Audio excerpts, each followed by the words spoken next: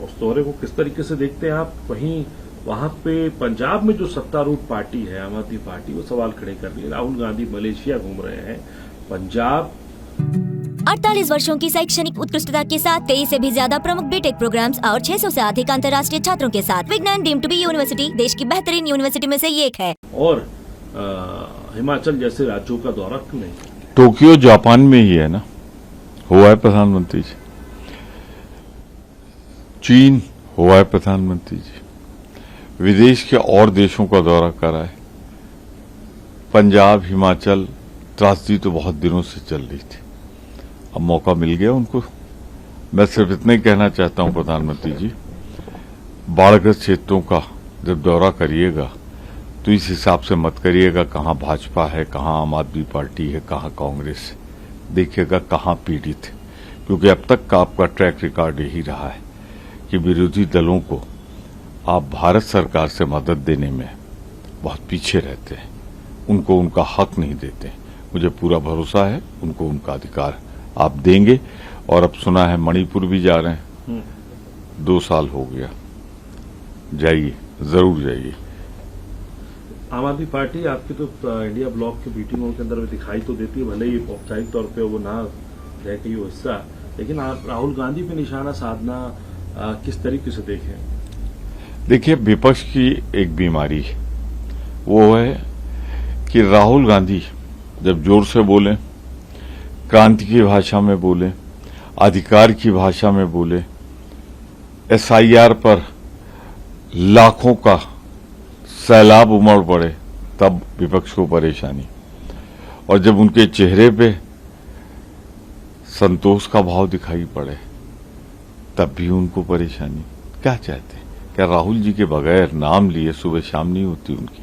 हम सिर्फ इतना कहना चाहते हैं कि हमें अपने नेता पे गर्व है, फक्र है। जहां पीड़ा है वहां राहुल गांधी खड़ा है।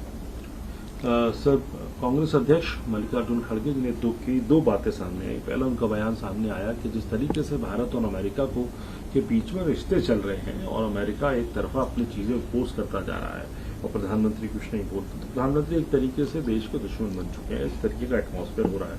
दूसरा, एक किसान की बात जब उन्होंने रखी तो किसान को उन्होंने साफ कहा कि जाइए आप अमित शाह से बात करिए, मोदी जी से बात करिए। बिल्कुल खड़गे साहब ने सही कहा। चाहे ट्रंप हो, बिल्कुल गैर जिम्मेदाराना भाषा का प्रयोग कर रहे हैं।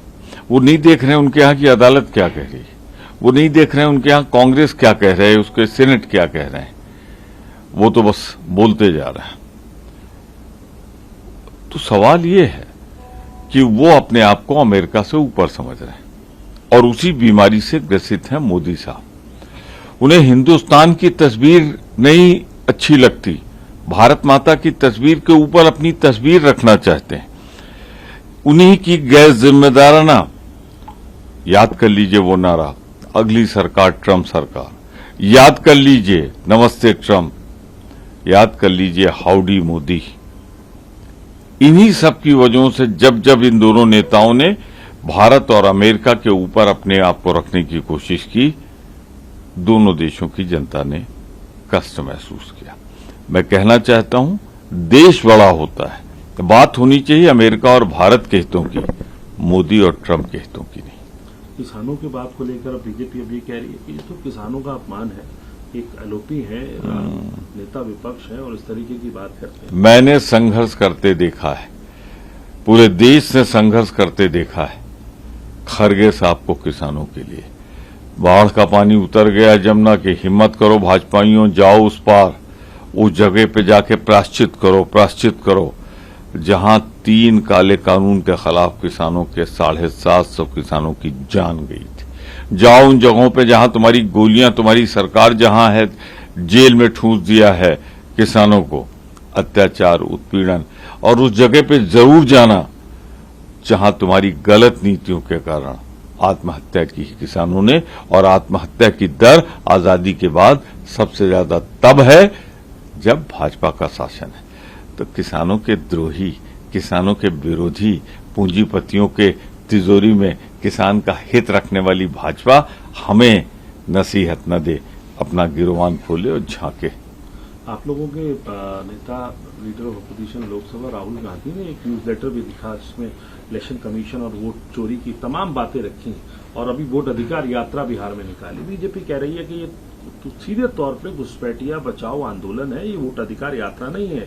इस तरीके से बीजेपी कांग्रेस के मंत्री टीएमसी के विधायक बयान दे रहे हैं, उसको देख के साफ लगता है कि घुसपैठिया बचाओ आंदोलन है।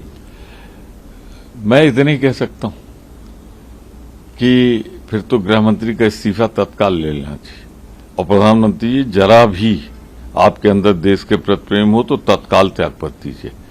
65 लाख बिहार में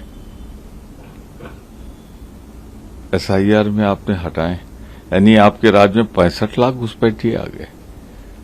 मैं सिर्फ इतना कहना चाहता हूं कि अगर आज घुसपैठिए देश में कहीं मौजूद है तो 11 साल से जिम्मेदार भारत की बीजेपी की सरकार उसके लिए जिम्मेदार है।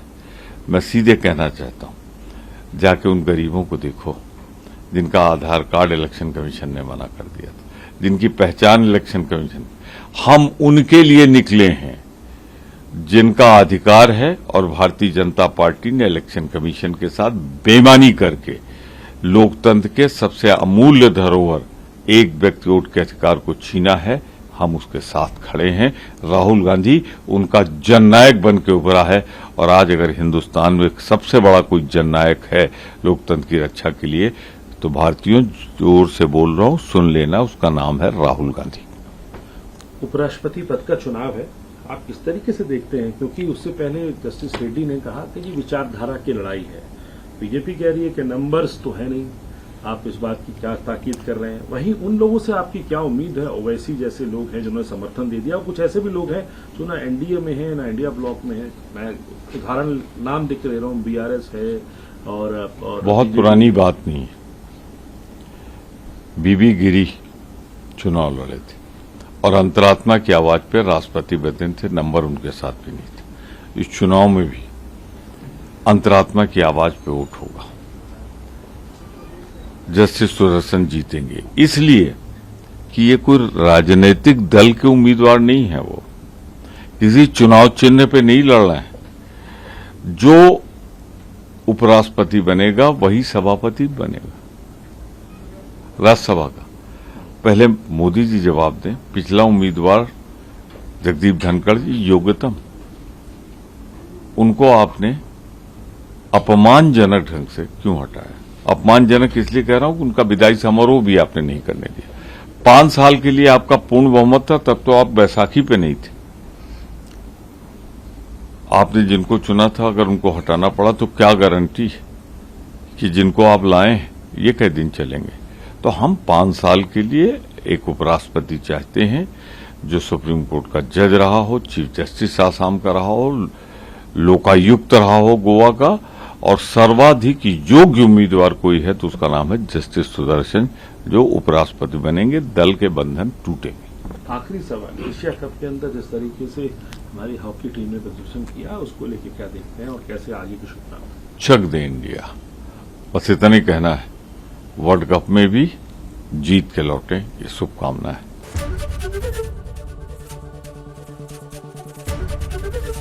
एबीपी गंगा, खबर आपकी, जुबान आपकी।